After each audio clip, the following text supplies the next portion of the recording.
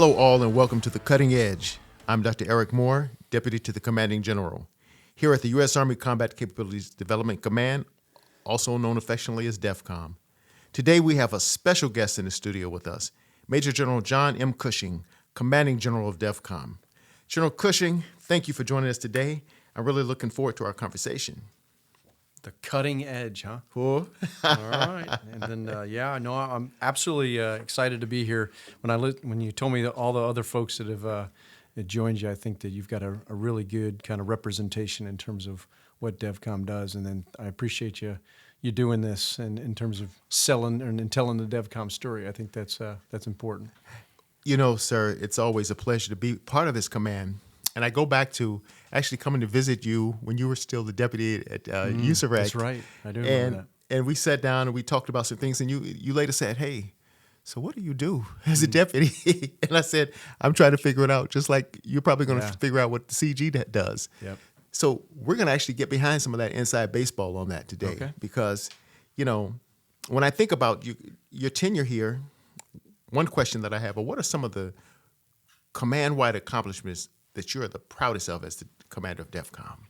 Yeah, that's a great question. I based on your earlier I thought you were going to go down the path of where did I begin, where did I learn, and I do, now that you say that, I do remember sitting in the office and having that conversation about DEVCOM, and you guys had done such an amazing job of transitioning me in terms of just learning a little bit of it, and I wasn't joking, when I talked about the idea that having been an armor officer, served in obviously different capacities, I haven't dabbled in the acquisition world. So it was, stepping into this and learning about like the different funding streams and different things like that. It has been an amazing opportunity to kind of really expand kind of my brain and the way of thinking. As I look across the time that we've been here, I would love to say that as an organization, I think we've done a very good job in terms of defining our priorities and where we're going.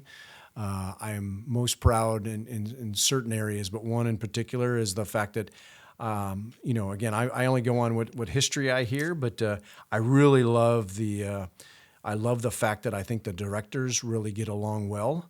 I love the fact that when I go and ask them what they're doing, they may not be upfront in terms of, hey, I know exactly what's going on, but then when I kind of peel it a couple layers down, it's not just the stovepipes of different centers and labs. We've got lots of people who are working across the centers and labs to really get at some of those solutions, that the chief and others have asked us to do in terms of putting technologies in soldiers' hands. That's probably one of the biggest things that we did, and you know the deal. I mean, shoot, you helped me write it, but it's like you list out what your first 90-day assessment is, and you kind of play through that. And honestly, I haven't had the time recently just to go back to that to look at it to see kind of what we've all tackled, because I certainly couldn't have done it by myself. But I based on the last 6 months, I'm also very proud of the fact that throughout time I've really tried to focus in on appreciating people. Yes.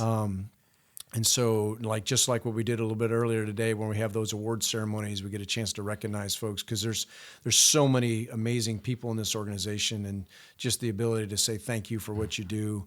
And so I've been really happy with the fact that hopefully I've been transparent with the workforce and basically said, hey, I want you to look at me, and I get it, I'm your boss, but I want you to also look at me and the fact that I'm a human being, and I try my best just like everybody else does. And so these last 6 months really just, trying to lay the organization flat, trying to communicate what we know, because I know that there is, again, if we're taking care of people, there's lots of concern as to what's going on, what the steps are. We unfortunately, you look at some of the, whether it be social media or front news, front paper, all that, or front page papers and different like that. There's lots of stuff that seems to come out of there. So I think if I had to boil it down, like the two things that I've been really proud of was, one is the relationship with the workforce in terms of knowing that I'm a human being and I'm trying to do my best to take care of you. And then the other one is just making sure that we're, providing the best technologies in the hands of soldiers on the, the timelines that we've been driven to, and making sure that across the labs, everybody's on board with where we're going. I think those probably be the two areas that I think. I don't know if you can think of others that we've tackled or accomplished or whatnot. I'm supposed to be interviewing you, but I want to chime in on you in some areas that I've seen you do great in. And so you hit the first one. I always tell you, I say, sir, I think your superpower, your kung fu is strong when it comes to prioritizing people and treating people with dignity and respect. I give an example, and I always share this with you. When we do closeout at the end of the day, anyone in the room, it can be an intern, it can be somebody who's shadowing you or whatever. And you always go around the room and ask everyone, well, you have anything to contribute? Hey, what's on your mind, et cetera, et cetera. I always appreciate that because oftentimes senior leaders don't do that. But I always say we're as strong as our weakest link or our youngest chain. Sure. Another area that I just have witnessed you push us in a direction. So are we there 100%? Not yet, but you had a strong emphasis on data-driven decision making. And a lot of the work that we've done to actually bring in, not only just Power BI tools, but other tools. And I know DAC has done a lot of work. In addition to them, even things like the work we're doing with generative AI and things like that. I mean, you've really been the catalyst to push us in that direction. So we're going to get better, but I just appreciate the efforts that you put into that. Yeah. Well, I think that, just like I've said from the get-go, we say that if we want to really be the technology lead, then we've got to make sure that we're utilizing the technology that we're preaching about, right? So I just think that there is such a future when it comes to AI in terms of how that helps us make decisions. It doesn't need to make the decision for us, but it needs to, certainly inform us as we try to gather all the facts. And with all the data-driven stuff, we've got plenty of ways to show the data. But I'm just like we discussed multiple times, it's like I want people to get out of the spreadsheet mode. Yes. And especially if we got so many powerful people and so many talented people that can bring that data to life, and then really make sure that you and I as decision makers are well aware of what's impacting that decision. So no, that's another one. That's a good point. I love it. So, and I told you, I said, when we first started, you said, well, I thought you were going to walk down a certain path. We're going to get back to that path. But, one question that I have for you is, what have you learned about DEVCOM that has surprised you the most since you first took command on September 7th, 2023? Yeah. Well, I mean, what surprised me is almost like every single day, right? So from the get-go and honestly having no knowledge of the workforce, probably the one area that I've just been completely amazed with is one, it's just the quality of the civilian workforce has just been simply amazing. I mean, I've worked with civilians before, and there's certainly been superstars that I've come in contact with, but as a whole, the organization is just so amazing. And it's like spending, today I went and spent time with DAC at one of their innovation exercises where they're showing new innovation, and you listen to people talk about what they do and the passion and what they say, frankly, just the depth of knowledge that they have on it and how excited they are about it. It's just, that can't help, you can't help yourself but getting excited for them as they're talking about it. It's just, you watch their eyes light up and they're excited to tell you about it. And I think that I had underestimated, really, truly the power of DEVCOM and everything that it does. I have multiple examples of folks that have just awed me in terms of you walk away and you kind of get the proud papa feeling of, man, this is an amazing organization. They're so talented, and as you know, my biggest struggle in some cases has been how do I show people that? How do I demonstrate that? Or who do I tell? Because you just want to walk out of some of these exercises and be like, hey, we got this, right? This is what I need to tell somebody everything that we've got going on. And honestly, as the chief of staff in the Army and other senior leaders talk about the technologies, in many cases, I'm also going back and saying, well, I've got folks that are working on that. And I want to highlight that. And I've struggled with how to get that, out to the senior leaders. And that's why we went down the Ready Now Technologies effort. And that's honestly why we're trying to figure out how do we become a lot more involved with the tick brigades and a lot of the chief of staff of the Army efforts. So it's like, hey, I'm doubling down in terms of how I can provide more assistance to get after what the chief wants. No, I appreciate that. And I'm gonna give you an opportunity, being the former Kim Biles Center director, just the reflection that you had when you met the PhD yeah. in smoke. Yeah, Danielle Kuhn. Yes. Yeah, amazing, right? So that was so very early on, visiting the centers and labs. I spent time with her, and she, again, you meet her. If when you meet her, she just oozes enthusiasm, and she is so excited about what she's doing, and. We spent probably a couple hours talking about like smoke, and I'm just thinking, oh my gosh, I can't believe, I'm spending this much time talking about smoke. But then when she starts to break it down in terms of what it's really all about, it's just a whole new conversation. It's not just as simple as, hey, drop artillery there, which way's the wind blowing, and making sure that your move's covered. She goes into discussing molecules and this and that, and it's just like, oh my gosh. And then, when she really takes it to the next step and says, hey, we're really trying to figure out how do we, organize this so the enemy, we prevent the enemy from transmitting through the smoke, seeing through the smoke. And you're just thinking, this individual, just like so many others in this formation, is thinking at that next level. They're not even, that they're taking this much beyond what the initial thought would be. And so, yeah, she's, again, one of many, many people that I've come across that is just, oh my gosh, you listen to them and you just, I joke with many folks and I'll say, well, I understood what you said when you said your name, said, hi, my name is, and I understood when you asked if I had any questions, and everything in between, I'm trying to hang on for the ride, right? So it's been great. I was thinking the same thing recently. I was had previously met with some of the C5ISR folks doing electronic warfare, some of the ARL folks that are doing AI work, starting to create it with OpenAI potentially, and just seeing the depth and the knowledge of folks, it blows you away. Kind of along those lines, when we think about the future, and you think about the future of DEVCOM as it relates to continuous transformation and how we empower the soldier, any thoughts in that? Yeah, I think up front, I think we have to remember kind of what DEVCOM does, what role we play in terms of the 6.1 to 6.3 environment. We're not the one who necessarily is going to mass produce lots of products. So I do think we have to remain true to our roots and understanding that, hey, we are working in some cases in the 6.1 world where we're working on deep cutting stuff that is far reaching, and I don't want to get away from that.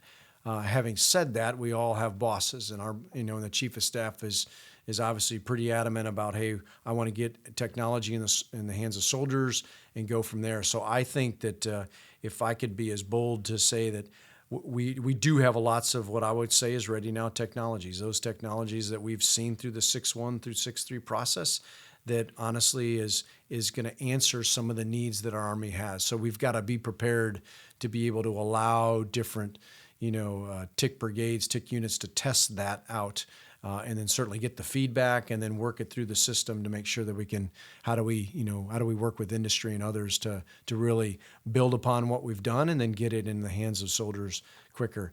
I also think that we, as part of everything that's going on, I would love for the chief and others to come back to DEVCOM and let us be, we are we're not working for a profit. We work for the United States Army. So why not utilize us in a capacity of almost being an honest broker to check kind of the technologies that are out there? Because there's lots of industries that are, now have caught on, and they're going to start to corner lots of different people saying, hey, I've got this, I've got this, I've got this. Why not look to DEVCOM with kind of our ability to look at it from that, from the military perspective, to be able to, kind of help kind of rack and stack who those partners are that are out there that I think can do great and wonderful things. And then once we've identified those industry partners, then we're just like we're doing now, which isn't talked about very often, team up with those industries and then provide them our thoughts and guidance as they go through this stuff. That's really where I think that, we can best promote this is like, hey, we gotta get in with industry. We got to make sure that they're producing, because they're going to move fast. We've just got to be in on those small teams to kind of help them. And then in some cases, there's going to be stuff that industry is going to turn around and say, well, I don't have the capital nor the time and energy to mess with this. That's where we got to pick up the slack in terms of, okay, industry's not messing with this, but we have people whose kung fu is strong. They need to dive on this thing and keep rolling. So I love it. And if I might, I have a question about, last I checked, I don't know exactly how many soldiers we have in the command, somewhere around 141 or so. Right. Small but mighty team. And, a lot of the civilians look to our Army leaders to help us integrate, but also they look to Army leaders, Army soldiers, Army officers as leaders.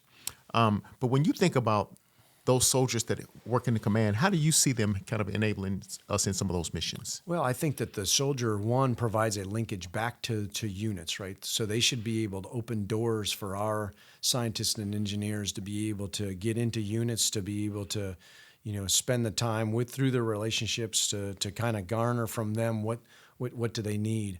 I also think, if I kind of separate it from there, is that as we're working on different things, we ought to be using the green suiters to say, hey, we're working on said project, we need your input. And so if they don't have that input, they ought to be able to go back to their units to bring that type of input and provide it. I'll be the first to admit that, when I was in FORCECOM units and people would say, hey, we need a platoon to go test this new equipment, you're always thinking, oh, this is a distraction. It's going to take away from what I got to do. I got so much other stuff. Now I get it, right? Now I'm like, oh my gosh, the role that those soldiers play is critical in terms of providing that feedback. So I think that the soldiers that are here ought to take on the same idea. Hey, I'm here to be, a second set of ears, a second set of eyes, because I'm gonna kind of take all of your scientific and engineer speak, and I'm gonna be able to kind of, boil it down and articulate exactly what you're doing. So, we might only have 140. I think we might have doubled that with the addition of AI2C. Okay. We've got to lean on them to assist us through that. I forgot about that. You're right. We did add AI2C to our formation now, so we got more soldiers. And we're talking like AI2C. You're talking like the next generation of data scientists, right? I mean, we're talking that correct. AI stuff and all that. And I've had back briefs from some of them and some of the projects that they're doing. It's just like, again, oh my goodness, I have enough trouble sometimes turning on my computer, let alone like writing algorithms that are, adjusting, indirect fire. And it's amazing what they're doing. It's amazing when you look at that team. They've had leadership that had PhDs from MIT, Stanford, and now you've got folks that are actually have to compete to get into Carnegie Mellon, one of the most challenging programs, before they can even enter that program. So it's a smart group of folks, and I'm just excited about what I see for possibilities for the Army downstream. Yeah. No, you're right. So what's been the most rewarding part of leading the men and women under your command? And is there a particular story or moment that stands out to you? Yeah.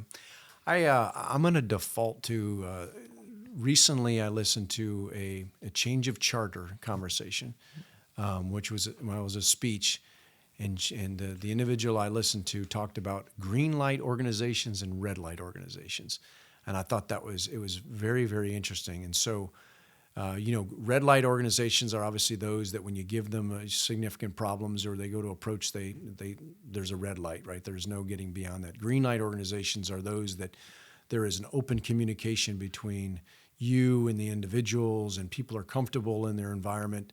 They enjoy coming to work every day. The individual that was given the speech talked about how there was one, in a red light organization, somebody comes to work and they're trying to find ways to not come to work on time, right? And she joked about there's multiple Dunkin' Donuts on the way, so this person kept stopping at Dunkin' Donuts because they didn't want to come to work.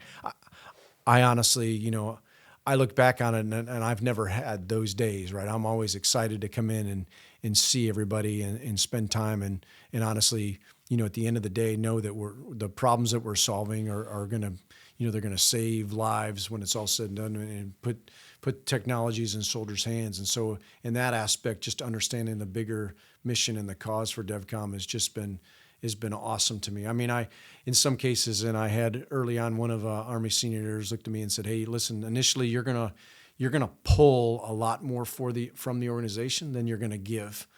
And I thought that was an interesting perspective, because I was asking you all a lot of questions in terms of, well, I don't understand this, I don't understand that, but very much like what you asked me earlier about what the power of like the soldier is like, okay, now that you've explained it to me, I don't have any preconceived ideas. I don't have the history. So why are we doing this? Or what does this mean? Or what does that mean? Or have we thought about that differently?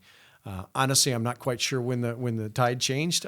Sometimes I feel like it just happened yesterday, where I feel like I'm engaged and understand where, things that are going on. But just like the Army often does, as soon as you feel like you've kind of got your mojo down, they're gonna move you on to something bigger and better. But I think that as I look at that, it's you guys have taught me so much about acquisition and taught me so much about how DEVCOM needs to run and the power of and the superpowers of the people in this organization that I can certainly continue to be an advocate for DEVCOM well beyond this time. And luckily, if the future holds, I obviously stay within the AFC or the Attack Command family, which I'm super excited about continuing to see some of that action and frankly advocate for some of the things that we've done to make sure that that we are connected with Army senior leaders, we are connected with their priorities. So yeah, I think that's awesome. Yeah. That's awesome. So, and I'm about to ask you more about your future and what you're going to do within the command as you stay with us. But before I get to that, this is just kind of me to you. So when you think, because I think about myself, and when I got commissioned as a second lieutenant, of course I was a ROTC guy. You were a West Pointer, but when you became commissioned as a second lieutenant and you went out into the world writ large, did you see yourself having this kind of experience in your career? Yeah, absolutely not. Right. I don't even think that my goal in life was to, obviously that next job and making sure that I could get there in one piece and enjoy it. And then once I got through company command, and I definitely wanted to lead soldiers. I think that that's something that I take a lot of pride in. And I think that, I've always had the philosophy, well, if not me, then who? And so I absolutely wanted to get through company command. When I got through that, I was fortunate enough to have some really, really powerful leaders at the battalion level. So I said, that's kind of my next goal. I had no idea the path would take me to DEVCOM. But I am a firm believer there's a path for all of us, and I've been blessed along the way to be able to be put in this position. And if the Army was trying to build a Swiss Army knife, they've got it, right, in terms of who they've got with me, with my background, and now in an acquisition side, whether it be in the recruiting side, the TRADOC side, the FORSCOM side. I think I've crossed every major command that's out there. And so I'm certainly, as the Army says, I'm a generalist at this point, so I can certainly tackle that.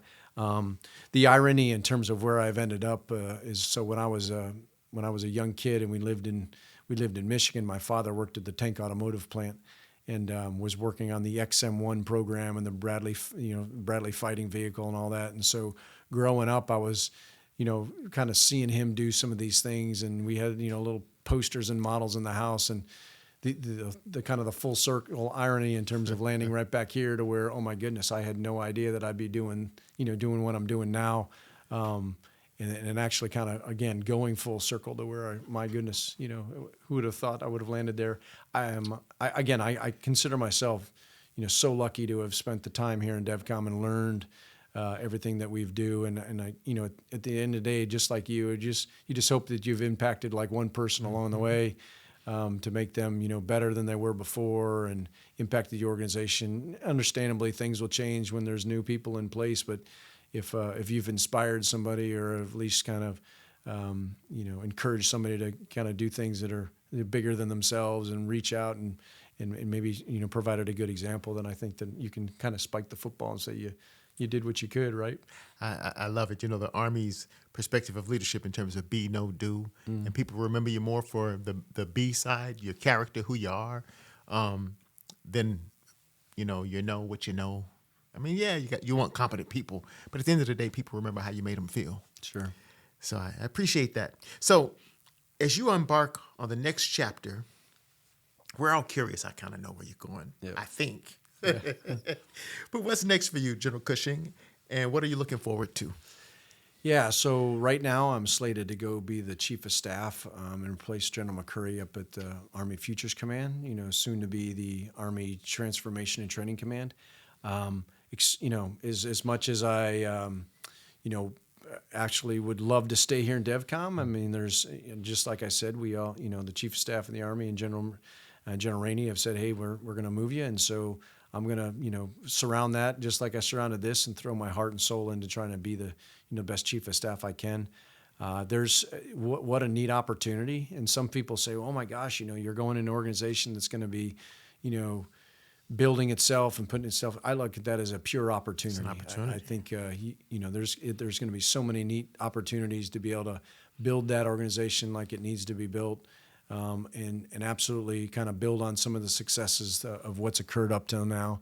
But there's going to be certainly challenges along the way, and fortunately enough, at least from my impression and some of the folks that I'm walking myself into, it's going to be, just as powerful with some of the civilians that are working up in there as well. So hopefully just surround myself with the same super, super smart and competent folks and start tackling, one target at a time type thing. When I talk to them, they all say they're really looking forward to you joining them. And I mostly talk to the G1 and G8. It's the people of the money. Yeah. So what a privilege it was to sit down with General Cushing as he prepares for his transition from DEVCOM. His reflections on the command and the achievements, the surprising lessons learned, and his vision for the future were incredibly valuable, and hearing about the people of DEVCOM and the rewarding moments he shared with them really brought his leadership to life. So, sir, thank you for your service, your leadership, and for taking the time to share your insights with us today. We wish you all the best in your next chapter. Anything you want to close with? Yeah, well, first of all, thanks for having me. And I know we joked about this, your little podcast and stuff like that, and I still feel bad about saying that. But my mother said that all the time. yeah, no, it's hard to reflect on things when you're still kind of in the throes of things. And I've always been a firm believer that I won't crawl across the finish line. I'm going to run across it. So we've got some big targets to still hit down here within the next week and a half. And, I've got an amazing person, General Rob Bourne, coming in behind me, and his reputation precedes him in terms of being an excellent officer who's super qualified. The folks that, my buddies that are out there in the world still serving in the Army, they're, sometimes, majority of them sitting as division commanders have all, recognized him by name, and he's coming in. And he'll do great and wonderful things. So, two priorities for me is one, just obviously finishing strong and make sure that I can, contribute as much as I can here for the remainder of my time. But then the other one is setting the organization up for success with the new commander. So he's going to be great. Obviously, selfishly, I'm not going too far away, so I can certainly, provide him any type of, reach back that he's got along those lines, and hopefully he takes me up on that. But no, I'm, again, just blessed to have been part of this organization. I'm sure once I finally hand that guidon around the corner, it'll sink in a little bit more, and I'll have a little bit more time to reflect in terms of some of the questions you're asking me. But I will always be super proud of what we've accomplished and the time that I've spent here. Again, just like you said, I never would have predicted me being here, but I want to thank anybody who put me here type thing at this point. So just, super blessed. We appreciate you, boss. It's been great serving as your deputy, and I look forward to working with you in the future in the new role. Hey, listeners, if you like this episode, subscribe to the Cutting Edge podcast wherever you listen. Your support helps us amplify DEVCOM's mission to drive Army innovation, advance defense technology, and empower our American warfighters. Thank you all, and be sure to check out the next episode of The Cutting Edge.